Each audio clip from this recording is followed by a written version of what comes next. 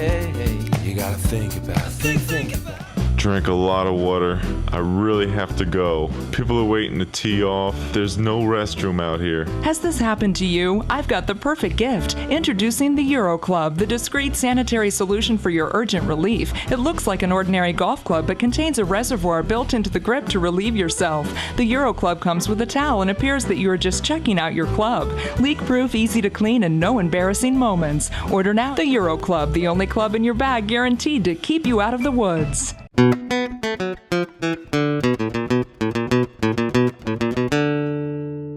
Hey guys and girls, I hope you're all doing well. Welcome to episode 2 of the Retro Edcast. Yep, that's not particularly original sounding name, nor is it creative, but it is the best that I can do with my limited creativity and brain power. We'll see how we do. It might turn into Bootleg John cast at some point. Who knows? But yeah, thank you for joining me. It is, I call it a podcast, but I'm putting it out via YouTube really because the technical ignoramus in me, I do not really know how to get it on any other kind of form of media, be it kind of Spotify or Apple Podcast, and moreover I suspect there's probably a cost with doing such things, and YouTube is 0 pennies to me and 0 pennies to you good listeners. So yeah, I think for the time being, that's how it's going to remain. It's the podcast will start as an acorn and likely remain as an acorn. But yeah, I'm just grateful for any listens and moreover any comments. So if you do have any feedback, good, bad, indifferent, etc., then please leave them below.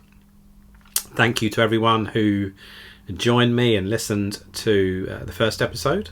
Appreciate the comments, the feedback, the poo in the post and all that jazz. Always appreciated. It did go on for a bit longer than I anticipated, probably due to my rambling, but so we'll see how we do on this one. I'm not making any promises, but if I do similarly to what I did in the first episode, I'll add in little chapter markers so you can skip certain bits or skip the whole thing if you so wish, depending on what topics are being covered, or you can shut down your laptop device, whatever, and cut me off that way. It's really up to you.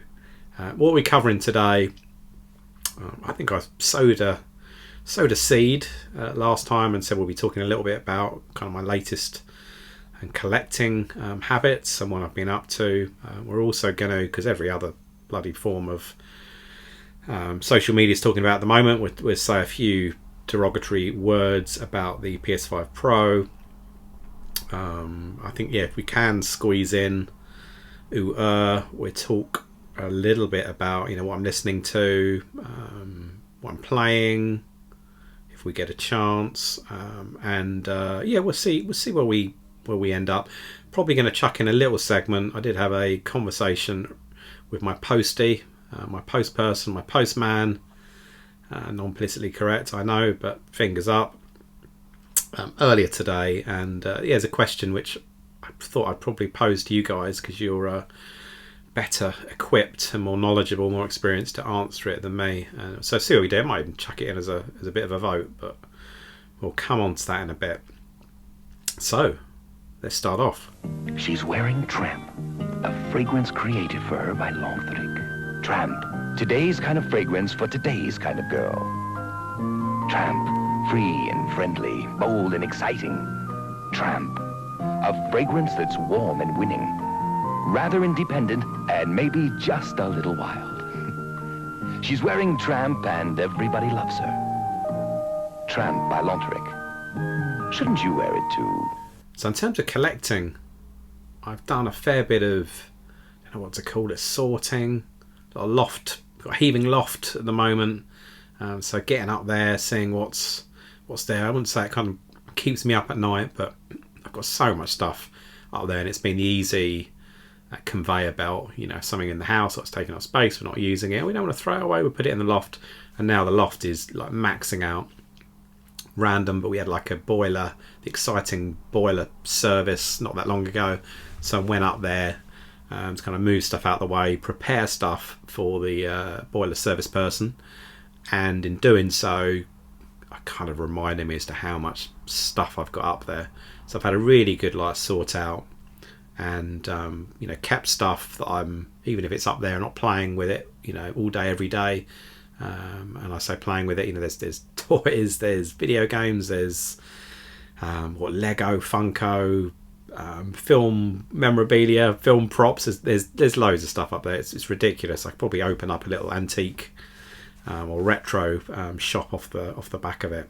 But there's certain things when I was going through where I thought, you know what, duplicates, for example, just check out one example. Star Wars. I'm quite a bit bloody overly geeky. I've got my inventory of Star Wars figures, vehicles. I've got the accessories. Haven't got any kind of vinyl cape Jawas up there, but there's some good things there, and a few duplicates and triplicates. So I was looking at them, thinking, look, I don't need 4 Admiral Akbars. I'm just picking on the Admiral for his lovely fishy looks. I don't need 3 X-wings. I've got some figures that are nice. Still say mint in box. They're nicely boxed. They present well, and I've got the loose figures.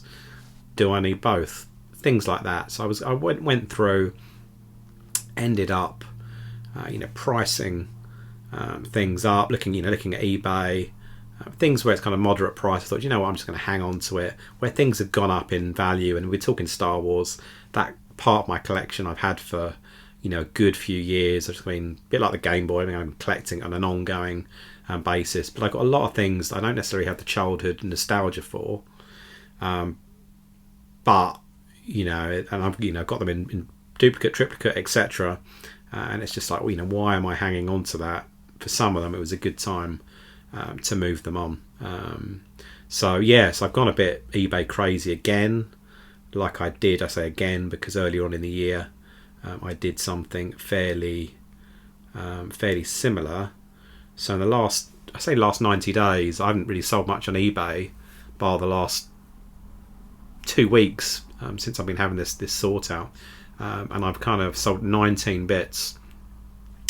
And obviously eBay are going to take their cut of this, and there's P&P and all that stuff, but it totals 2,345 quid, which is pretty bloody insane, particularly when one of the items went for £1,300, and I probably spent about £200 on it.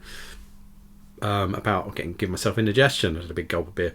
About 5 or 6 years ago, maybe less than that. It's just gone through the roof, and I'm like, look, I never had this as a kid. I've got a loose one, a loose figure. Be a bit clearer on that. So let's kind of move that one on.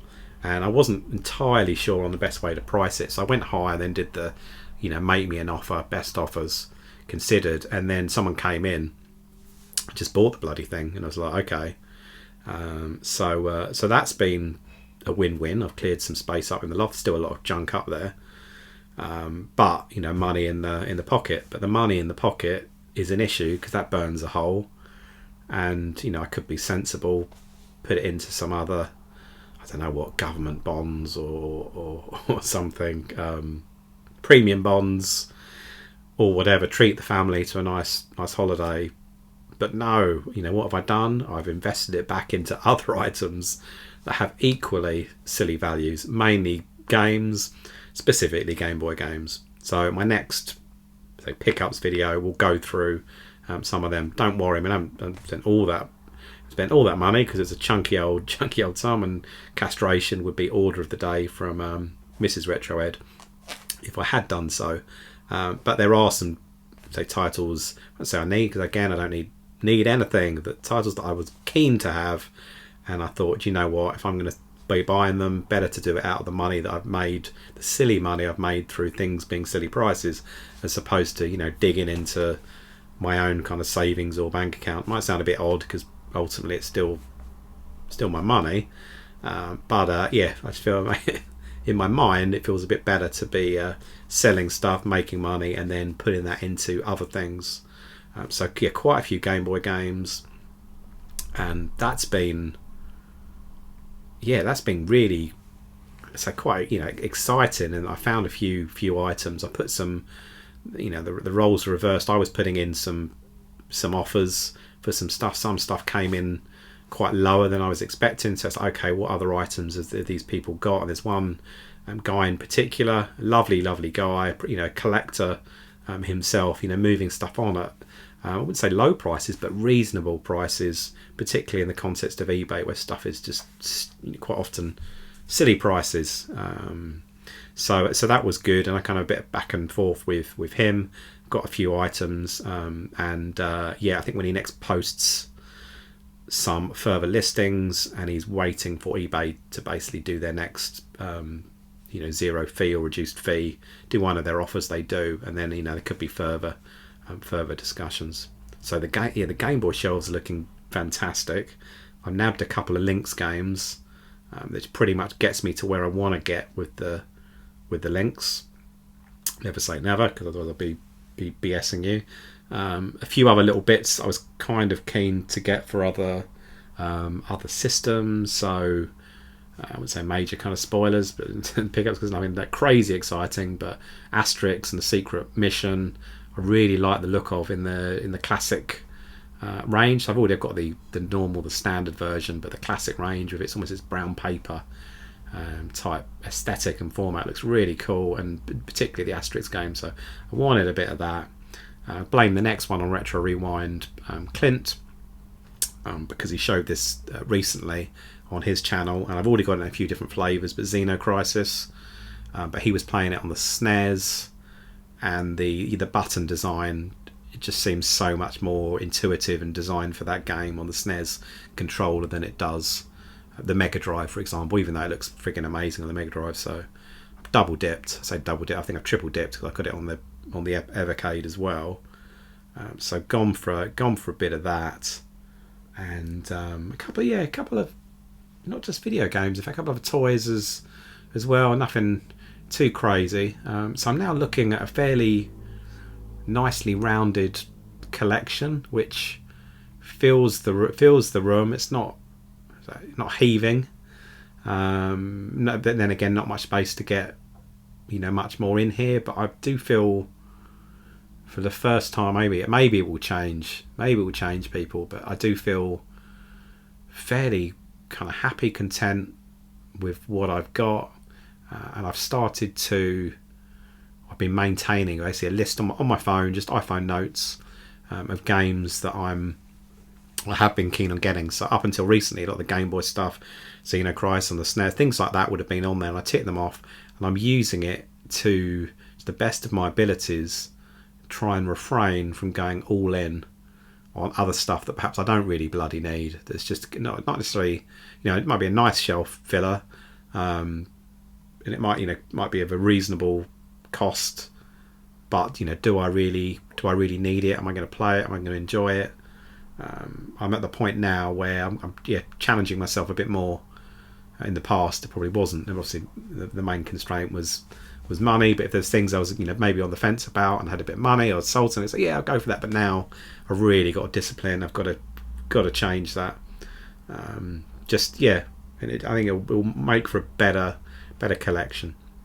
So as a result, there are some games on a few systems where I'm looking at thinking, okay, do I really need that? I might have it in another format. It might be something I think, you know what, I'm not really going to play it, but I know there's other people in the community that may want it. So genuinely not being a dickhead, if I can move stuff on to other people that's going to benefit their collection and move it on at a good price, then why not? And when I say good price, I mean a win-win. I'm making no less than what I made when I bought it, but equally they are buying something that's less than eBay, Market or CX or your typical retro shop. So that's kind of where my head's at with that. And so we'll follow up. Probably leave it there with that piece. We'll follow up with some pickups videos. I do sense it's going to be probably a chunky pickups video, the next one, and then thereafter, it will dwindle down to a few bits. If I was to predict, dwindle down to a few bits, but then hopefully, I spend the balance of that time talking about the games I have got and enjoyed, and I've been doing this YouTube thing for I think this particular channel about 4 years, but my collection is 25 years plus in age. So there's things which I have never kind of shown, never spoken about. So why can't those items be obviously where there are kind of interest, and I think people are going to give a shit about them, and I suppose not going to show like random things. So it's just like, yeah, okay, let's move on. If there's things worthy of showing, and perhaps would kind of document it through the channel, then why not? So, and I picked up a few of those bits when I was up in the loft as well, thinking, okay, it's been up here a while, and just kind of re-exploring stuff. So I'll likely get those back into the channel.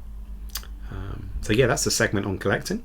Yeah, at this point in the episode, I thought I'd just do a further shout out to ask if anyone wants to feature in an episode of this particularly lowly podcast thing that isn't really a podcast. Perhaps you might want to make up, silly advert, plug your channel, plug a game, film, toy, etc. Make up a random jingle. Then please, get in touch. If you've got my details on the social medias, I'm on Instagram and the rest of it, message me. If you don't, or you're not on Instagram or Facebook, then just leave a comment below, and then I'll ping on my email details, and we can pick up that way. But yeah, if you want to get involved, it's going to be silly. Don't need any editing or production values, etc. In fact, it'd be better if you didn't have any, because then it'll be in keeping with what we do here. Just a bit, just be a bit of audio or whatever. Be my guest. You might want to plug in your local retro shop. Go with something you've found. Go for it. Leave a comment, and then I will get in touch. So there's been a lot of commentary recently off the back of the PS5 Pro announcement, and I'm genuinely struggling to find one person or one article, one review that's favourable on it. It's all particularly damning, to be frank. I mean, around even with the current PS5, is that really being stretched to the most of its abilities? From my perspective, I've got a PS5. I didn't have a PS4. Sounds like a bit of an excuse, but not having a PS4, I thought if I get the PS5, I can, best of both worlds, I can play both sets of games. But in reality, most of the games I have are PS4. I do have some PS5 games, granted, but most are PS4. And to be pushing it out, so the Pro, at this time, at the cost that it's going out for, I think it's about 800 quid, without a disc drive, which again is a kind of another damning move towards digital, albeit you can buy a disc drive. How much is that? I don't know, 70, 80 quid, doesn't come with a stand. So you're talking about $1,000, I reckon, all in. And I think it roughly, if you're in the States, where I know people listen from all over the shop in the States, I think it's roughly a one-to-one in terms of the Sony pricing that they've done. But yeah, it's kind of, I mean, from my perspective, I've got the is there PS5 Slim? I think there is. I've got the original one, the full fat version, and I was honestly struggling as part of that announcement to identify, and maybe it's because I've got a crap telly, I don't know, I think it's 4K, the difference in that they were showing when demonstrating the variation between the PS5 and the PS5 Pro, with better frame rates and ray tracing and all this shit that I have no idea really what it bloody means. And I'm just, I genuinely get excited about innovation and technology and new things on the block, new hardware, new software, innovation. But this one, I'm just like, what is this all about? So yeah, we'll see. It'd be interesting to see how they fare. I mean, it now had to be the time that they would do it, I guess, with Christmas coming up. But you'd need one hell of a generous, wealthy parent, surely, to be forking out that amount of money for a child. When it's, I think it was the unofficial controller podcast. Was it on there? Someone was quoting it's like two switches and a Switch Lite you could get for that. So if you've got multiple kids, you could sort them all out with switches instead of PlayStation, PS5 Pros. But yeah, the question to you is like, who is going to buy this? It just seems a bit crazy. And then equally, I think, the Switch 2, a lot of speculation. And, what really is that going to give? I think Nintendo have been quite clever in terms of, the special editions that they've released.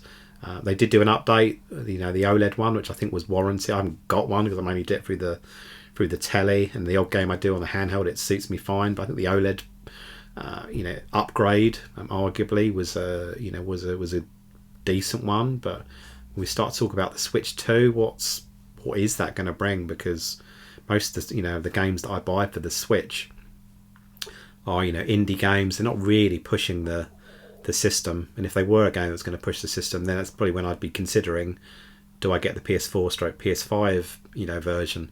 So I'm reserving the Switch in my mind for the indie Switch games, and platformers, indie games, probably low budget stuff. If there's an if there's AAA or whatever, and it's not an exclusive, then it's going to be on it's going to be in a PlayStation and Xbox anyway. So I've no idea where these companies are going. I think we've come from a time where someone of my age that's seen 8-bit, 16-bit, 30, 64 rapidly increasing.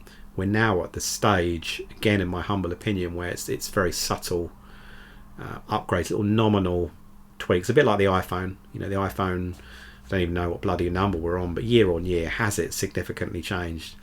They might, through their keynote speech, and it's got, the camera's gone up to gazillion megapixels, and it does this and that, and it's thinner, but it's not thinner because the camera kind of zooms, the camera lens seems to really protrude. It looks really quite odd. But I think year on year it's not really drastically changing. So I tend to buy a new phone when the current one is unable to work existing software, and its battery life is shocking. We're talking, we need to plug it in intraday for it to keep going. Otherwise, I'm fine. So yeah, comments below please on the old PS5 Pro and Switch 2. Right, so next up. Did you just wait and wait for your last pair of glasses? Never again. At Vision Express, we custom grind lenses in about an hour, even bifocals. Listen. The technology is here, because I've had my glasses done in an hour. I came in with the prescription, and within 55 minutes I've got the glasses. I got bifocals from Vision Express in 1 hour. Brilliant. Watch us make your glasses in about an hour. Vision Express, Parkway Centre, Hanley. Ground floor, next to Curry's. Phone 283-400. And then moving on. So what have I been listening to? So I've mentioned it a couple of times, I think in the first podcast, and I think I mentioned it earlier in this one. But I've been working through, and there's still a lot of working through to be done because there's a lot of episodes, but the Unofficial Controller podcast. The premise at the moment is quite a disturbing one, but the members of the podcast, which rotates slightly, there's some core members in there, but some people come in, come out, but they have been taken in by a cult, led by a bit of an ominous pastor, Pastor Longhorn, I think his name is. Somehow, even though they've been taken in by the cult, they've got access to this recording set up, so they still continue to share their well-valued thoughts, credible opinions on all things video gaming related. And it's a really good listen. Often they get a guest on and they kind of chew the fat on, again, all things gaming. Top of my head, the Retro Gamer Boy has certainly been on one, maybe several. I haven't gone through the entire catalogue yet, but one I listened to, he definitely popped up. Someone close to me in terms of friendship, and also geography, the fantastic Scott at Marathon Gaming. He's got involved with a few episodes. I did one, I think it was before Christmas last year, about people getting into Switch collecting, what's the must-have games, and so that was awesome. And more recently, he's done a couple too, so it'll be great to hopefully hear him on some future episodes. But a real giggle. But so yeah, it's a fantastic listen. It's nicely off the wall in terms of the humour, and quite refreshing from podcasts that just solely focus around the core content of the video games. Yes, there is that, but it's in the context of, at the moment anyway, this whole bloody cult business. But it is good. The only consideration is that it can be dangerous on the wallet, because they chuck out some pretty sweet gaming recommendations. So like I said earlier on, I've been careful, is it on my list, is it not? But things are getting added to the list off the back of this podcast, but it's a lot of fun. All the episodes have been added really quite recently, I think the last few days, onto YouTube. I'll put a link in the description. If you're more orthodox with your podcast listening, which probably would mean you weren't listening to this one, then go to the other places, Spotify, Apple Podcasts, all those lovely audiophile places. And then the craziness of Oasis with that whole the ticketing thing, and them just being all over most forms of media. I got sucked in it, so I've been downloading a few of the albums back onto my phone and having a good listen to them. The one which I still stand by has been the best, and I still think it's probably, I don't know if it's a commonly held viewpoint, but their B-sides often kick the arse out of their A-sides. And aside from the first two albums, which I could listen to fairly regularly, I wouldn't say all day every day, but fairly regularly, I haven't got much time for the other albums. However, the B-sides, and they're on the album The Master Plan, are absolutely fantastic. That the title track itself is brill, but it's got all sorts, mainly the early singles, going up to whenever they had the big feuds and the fights out. I think it's fairly comprehensive in terms of what it's got on there. But title track, Master Plan's awesome. Rocking Chair is probably one of my favourite kind of acousticy tunes that they do. I do like the ones where Noel does a bit of the singing and it's not just all on him. So I've been listening to a bit of that. Retro Dilemma. No. Retro Dilemma. No. Look at me. So, earlier on, I had a conversation with my postie, and he is the best postie, not just in the UK but in the world. He is an absolute dude. Always takes care of stuff when I'm selling bits, and at the moment, or for quite some time, in fact, Royal Mail have been doing free collections, so he sorts me out on that bit. We always have some banter. We probably know everything. Probably barring my bank details, he probably knows a little too much about myself and me about him. An absolute superstar, but I do get a lot of parcels, and obviously he takes parcels that go elsewhere. So sooner rather than later, in a very polite way, he was like, "Okay, what are you up to? You got a bit of a business?" And I'm like, "No, I work for a another company, but however, through a hobby, I move bits on and I buy bits in." And off the back of that, I guess the retro chats have developed, and then earlier on we were almost going through his gaming journey. I wish I should have got him in and got him on camera. And and he started off the VIC 20, and like myself, he then jumped onto the Sega Master System. He doubled it. He got into the Mega Drive. He had a Mega CD as well, which I was quite impressed with.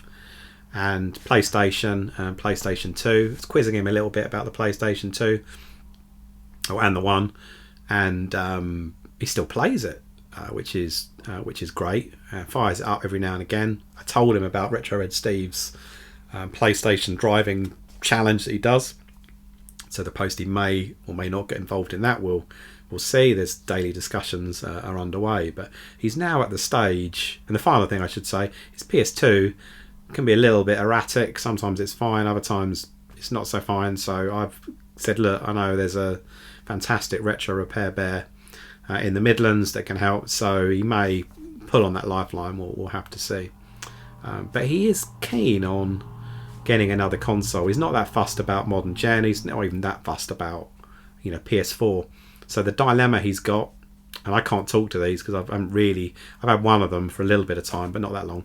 Should he get a PS3 or an Xbox 360? That's what we're down to. They're in abundance at our local CEX. So, if anyone's got a view, I've no idea what the better. I say the console, the system that holds the better gaming catalogue, which presumably is what it will boil down to, and perhaps what's a bit more, reliable, albeit through CEX. Like you get the warranty thing, don't you? I think was it 12 months or whatever. I think you do anyway. Don't quote me. So yeah, that's the question. Help My Postie out, PS3 or 360. If you let me know in the comments, that'll be amazing. If I can be asked and I can work it out, I'll do a vote. I haven't done one of those before, I don't think. Maybe I did a Bootleg John one a while ago. But yeah, we'll see. But get a chance. A little note in the comments would be fab. Yeah, final thing is around, I might have mentioned it before, the Blackpool Play Expo, or the Play Expo that's taking place in Blackpool 5th and the 6th of October, which I think is a Saturday and a Sunday. The longest running expo, apparently. Heard great things. Seen a lot of people talk about it. A lot of YouTubers going through their experiences of prior years, but I've never been. So this year, that will change. I'm going to go. There's going to be some people there that I've never met before. So if you are going and you're keen to say hello, then please ping me a message. It would be awesome to catch up. I think these things are good in terms of what's there typically. Events and expos. So I'm expecting lots of machines to play on, lots of pinball action, some panels, hopefully some stalls, selling some stuff. And I think this one's quite a nice focus on indie gaming. But the thing that really makes it, saying the bloody obvious, is the people meeting up with people that perhaps you haven't come across before, and meeting up with people again that you've seen at prior events. So yeah, let me know. That would be fab. Not long to go on that. And that, I think, does us. So thank you. If you want to get involved and chuck in a little silly advert or whatever, does not need to be high fidelity in any way. I can't pay you. I won't pay you. But yeah, if you're not a million galaxies away from here, then you may get a Retro Ed badge, but you absolutely will get obviously a shout out and full credits. That's for sure. And regrettably, begrudgingly, I'm going to hand over to Bootleg John. He's recorded the outro again. So over to you, John. Do not forget to dislike and unsubscribe and all that uncool stuff. And by the way, the YouTube algorithm can go and kiss my old sprayed ass.